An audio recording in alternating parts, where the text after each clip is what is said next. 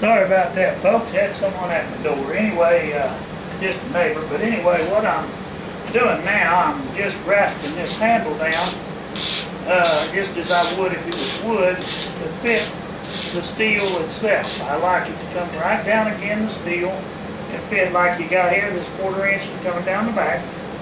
And I'm rasping off the wooden dowels now. And then I'll sand it.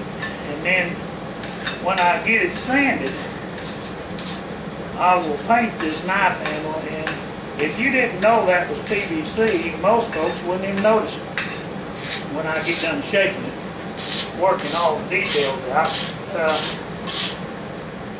As for how long PVC will last, as you can see, I'm beveling out the back end just like the traditional Tonto here, wherever I did with it. Here it is. I'm trying to make it look as close to this as I can. Now, I didn't have this metal pieces to put on there that came with this knife. They had forged this stuff together somewhere. Wherever it was made. It's made in China, it says. So it's probably not the greatest knife. It cuts, yeah. It'll cut pretty good. But I don't know about skinning. I ain't never skinned with a square point knife. I usually skin with a rounded point knife. And it's usually smaller than these. A lot more of a hunting knife, but it's got it's not as wide across this way. It's a little more narrower, probably about 1.5 inches across, something like that, where this one is a good 2 1/4 inches wide. This is more for a chopping type weapon. Splitting, cutting, dicing, slicing. You know, it's a weapon, really. It's not actually a good knife. It's all around woodsman knife, but it's not a good, I wouldn't say it's the best skinning knife in the world. It probably could be sharpened up when I get it sharp. They'll work, but they're just so big and awkward, like this one. I don't know about skinning with that. That's more of a cutting knife, maybe in the kitchen. You might use it for chopping up taters, chopping celery or something like that. It's a pretty thick knife, or maybe chopping through bone with these two kinds. But for as that kind of a knife, it's actually more of a weapon for thrusting, for sticking. It's a sticking knife. You might use it for sticking a hog in the throat to kill a hog with. Now that sounds kind of gruesome, doesn't it? But I tell you, that's how we killed a lot of them. I never have been afraid of a wild hog. He can chew you to bits, but I have no fear of them. Because as long as I've got a knife of this statue, even, or I've been known to kill hogs with nothing but a good hard stick. Walking right behind the ear on the head, and you just fall over dead. And all you got to do is cut your hog up. You got you one. But now they're vicious. Don't let me mislead you there. They can bite and chew your butt up. A wild hog can. I've killed several.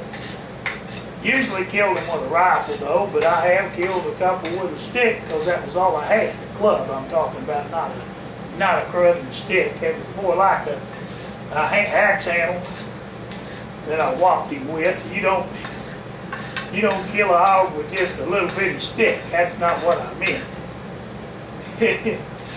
Nah, you gotta have or even a pickaxe will knock them in the head. But if you got a mama sow, she can be very dangerous, even worse than the boars, because if she's got little ones and you happen to come along her nest or get in between her and her babies, man, you in some big trouble. And she'll fight you to the death over them littles. She'll chaw your rear end up. That's just the way it is with wild hogs. That's the way they were up there at the bottom where I come from. That's what I'm going to say about it. You step on their nest. I saw an old boy one time stomping around on top of a hog's nest. Boy, how dumb. If that old sow had been in there, man, he'd have been in some serious trouble. If he'd have fell through and got hung up in that brush and that old pile of hog nest. All it is, a bunch of old doggone brush and leaves and debris. The hog is piled up like it's a den for them. That's what it amounts to. And if you don't know what you're looking at, it's not a smart thing to fool with it. You get over there stomping around unless you know what you're doing, wanting to deliberately run them out so you can kill her. Now, there's a chance that you get on her nest like that she's going to come out of there fighting all right and looking with blood in her eye on you. And they can fly through some serious damage. They have tough, vicious animals. And they're crossed with some of our tame hogs now, so they're bigger than they used to be. Back when I was a kid, it was mostly just small feral hog, was just a wild hog. You know, he wasn't very big, but he was very aggressive little fart kid. They would attack you sometimes. I've seen them chase the electric lady come out of my yard. When I was a boy, we had hogs all over the place around there, such as that. I got a hunting story I want to tell y'all. It's kind of funny. This old boy's name, we'll say his name was Gene, and JT, my cousin, and he was wanting a place to coon hunt. So we drove over there to see this man, and he's a good friend of mine. We've done a lot of trading together. I'm just going to say his name was Gene. But anyway, whenever we got over there on him, I told Johnny to sit in the car, JT, I'm going to go ask Gene if we can coon hunt on him. I'm pretty sure he'd probably let us. So I got out and talked to him a little bit, and then I popped it on Gene the question, would he mind if we hunt on him? He said, no, just keep the gate shut. But I've got a big favor to ask of you. And I said, what's that, Gene? He said, see that poor old mule down there that can't eat? And I said, yeah. He said, I just ain't got the heart to put him down. He's been on the place forever, and has for probably 30 years. And he said, it's just time for him to go be put down. He can't eat. He's pounded. He's got, he's just in terrible shape. Need you to put him out of his misery. And I said, all right, I can do that. If that's what you really want done. He said, yeah, that's what I need done. I said, okay. I said, when do you want to do it? He said, oh, when you go out in a little bit.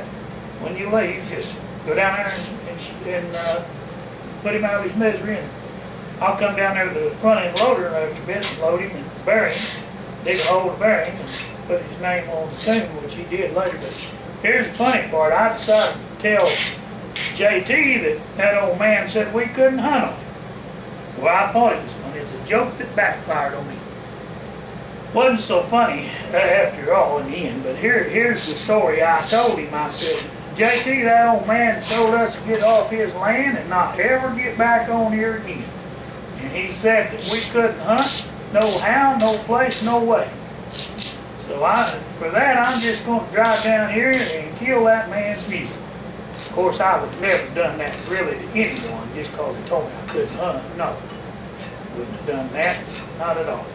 But it was a joke that I was playing on JT. He was from Tulsa. Anyway, JT and I was on our way out the gate there, on the way almost to the gate, not quite. And this mule was standing there, and I just jumped out and shot the mule. And I heard two more shots on the other side of the car, and I looked around and I said, JT, what have you done? And he said, I just shot two more of the man's cows because he made you so mad.